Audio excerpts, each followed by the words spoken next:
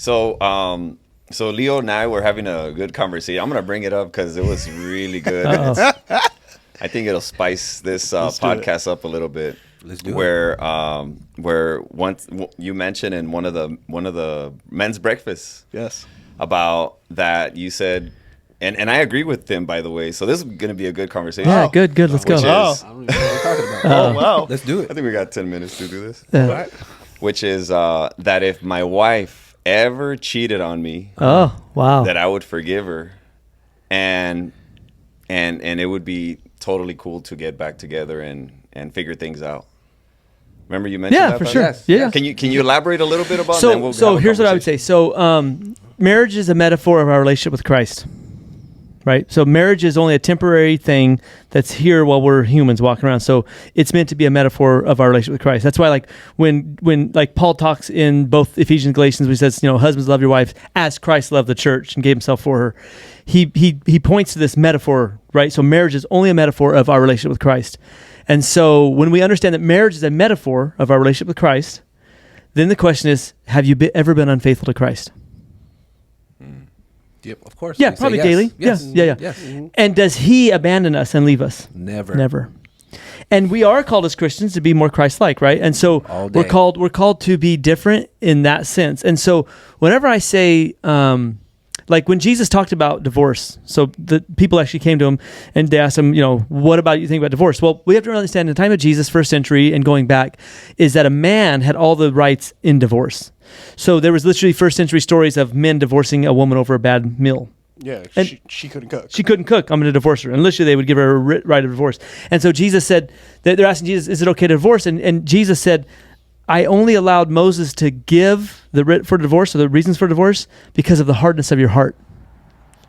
Because you have a hard heart, you couldn't forgive. He said, I gave you. And then Jesus does go on to say, except for the reason of a lifestyle of infidelity. So people always say adultery, and I get what they say. It does say that? It does. Lifestyle No, infidelity? no. I'm defining what adultery is okay. in the context of what Jesus is saying. Got it. He's actually speaking to a lifestyle. Okay, so he's not just saying a one-time incident. And so my point would be, is in marriages, because it's a metaphor of a relationship with Christ, and because we are unfaithful to him, but he's yet faithful to us, and we're called to be as Christ, as men. That's why I'm saying I don't believe that for adultery it's a justifiable reason for divorce. Although Jesus said you can because of the hardness of your heart.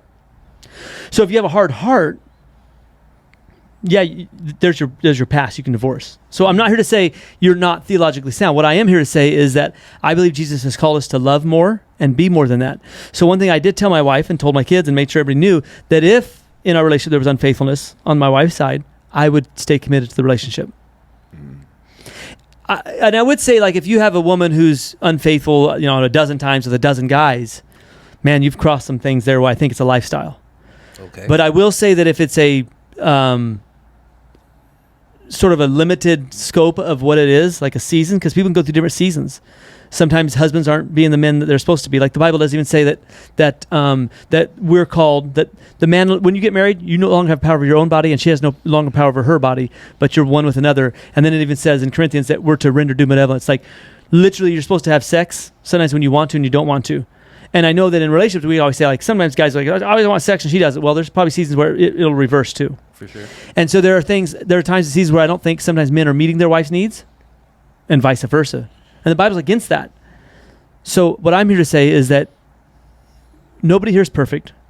Marriage is a metaphor of a relationship with Christ. If it is meant to be a metaphor of our relationship with Christ, he's always faithful to us, and we're the ones called Christ, and loving the church as our wife. Then when they're unfaithful, I don't believe that you should divorce. Can I ask, you agree with that? Yeah, I do, actually. Do you? Okay. But Yeah. you've been with your wife since you were teenagers, correct? Yeah. You've But I been didn't with used your- to think like that, though. Like, back in the days, I think that was, like, the most unloyal thing that you could do is, For sure. right? I get it. So I didn't think like that. But I mean, I've never been through it, but if I've ever gone through it, I think I would go. And go you've been the with Pastor process. Paula since Yeah, 25 years. 25 years, Yeah. right? I'm going to say this. I mean, I think you two probably the wrong two people to talk about this. No, it might be the Because, right ones. You may be, but Yeah. you've never been through it. I think Yeah. I could say right now, I was like, you know what, Pastor?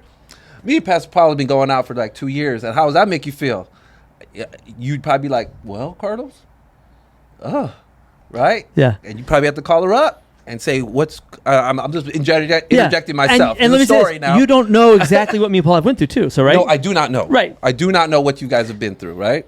I think...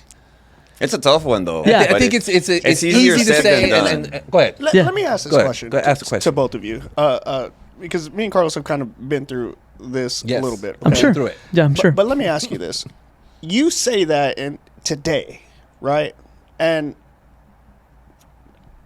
would you say that at 17, 18 when you guys were younger? Probably too dumb Not too. me. No, not me either. Okay. But over the course of time, I will say that though.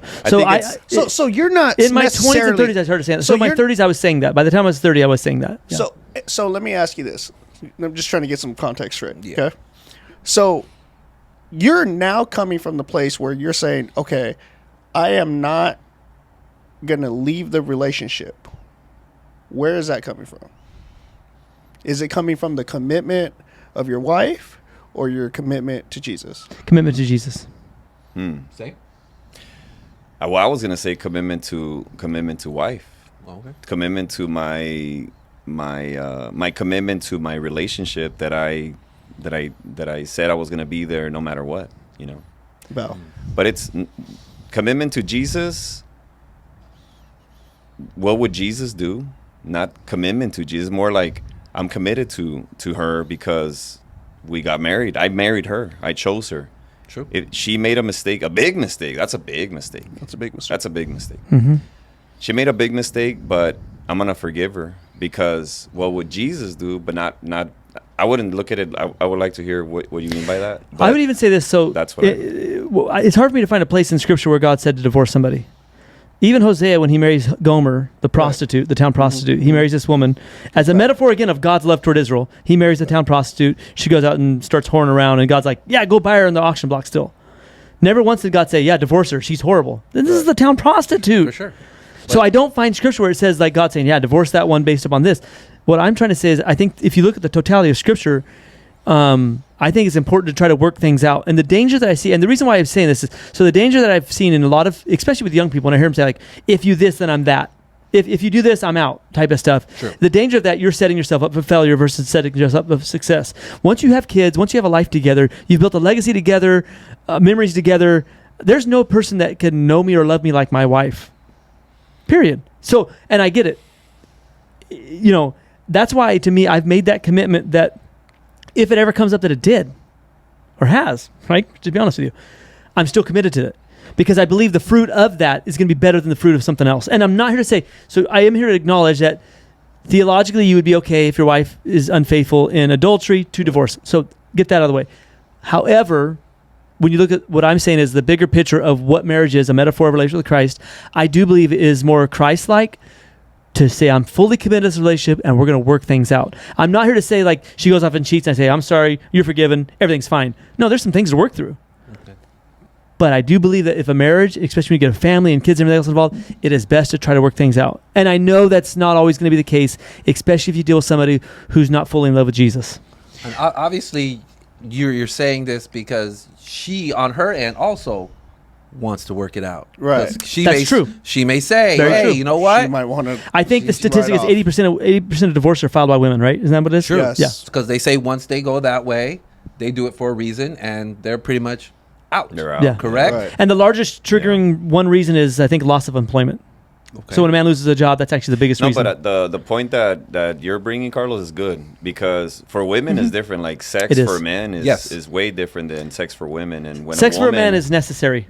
and when a woman decides to have sex with somebody else besides their Intimate. husband, then there's a very deep issue right there. And men are aware of this, and that goes Very into true. our heads, correct? Yeah. Very true. So when we see our wife cheating, man, that's serious. I think That's on the a big one. opposite end, when women see their man cheating, it's necessary for us, right? I'm not using that as justification. No. And Paulina, I love you, and I didn't do anything.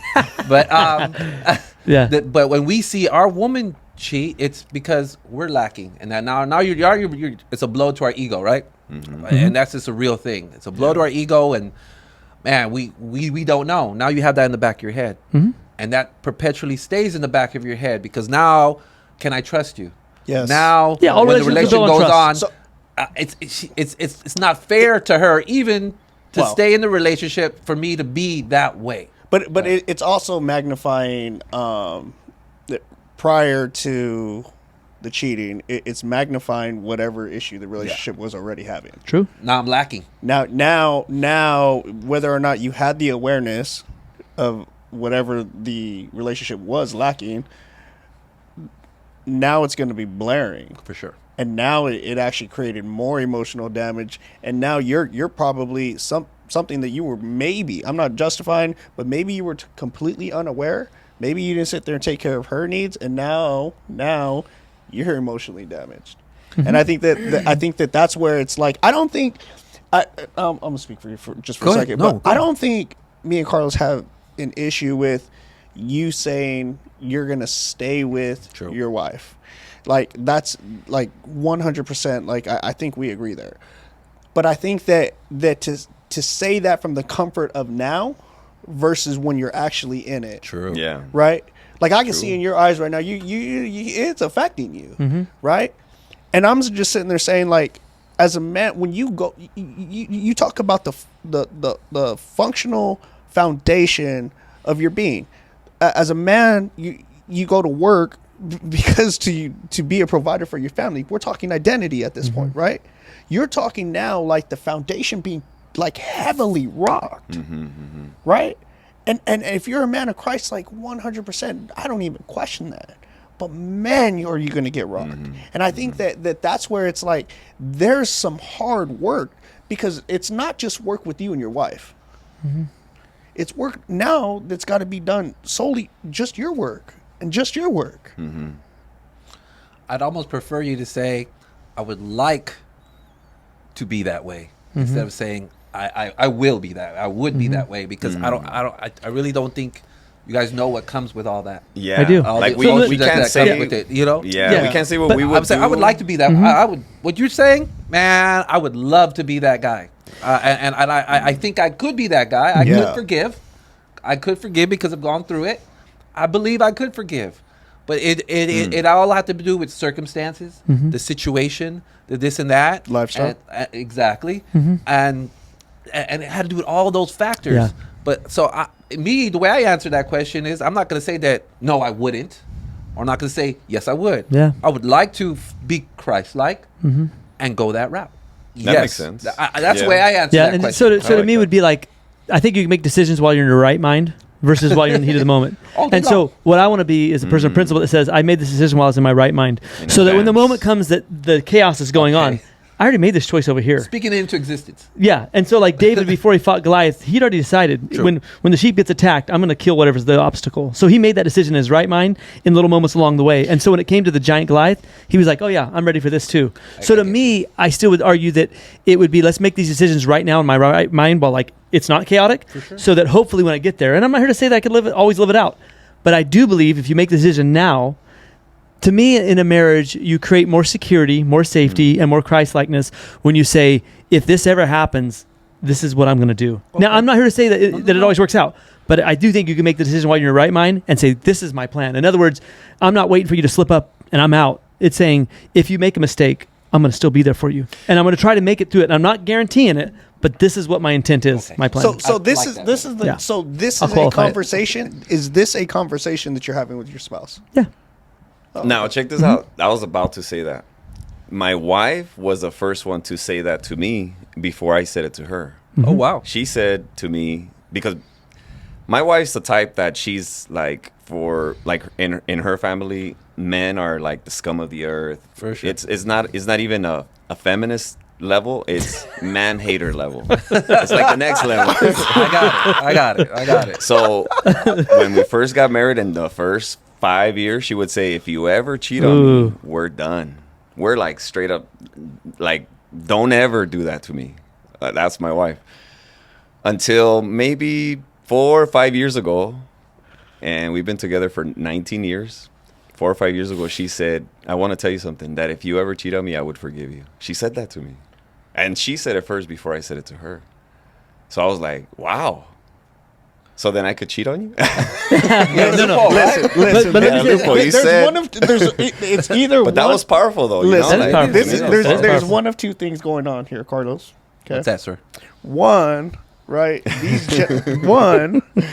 These gentlemen like love Jesus with all their heart and all their soul and all their I'm mind. sure they do.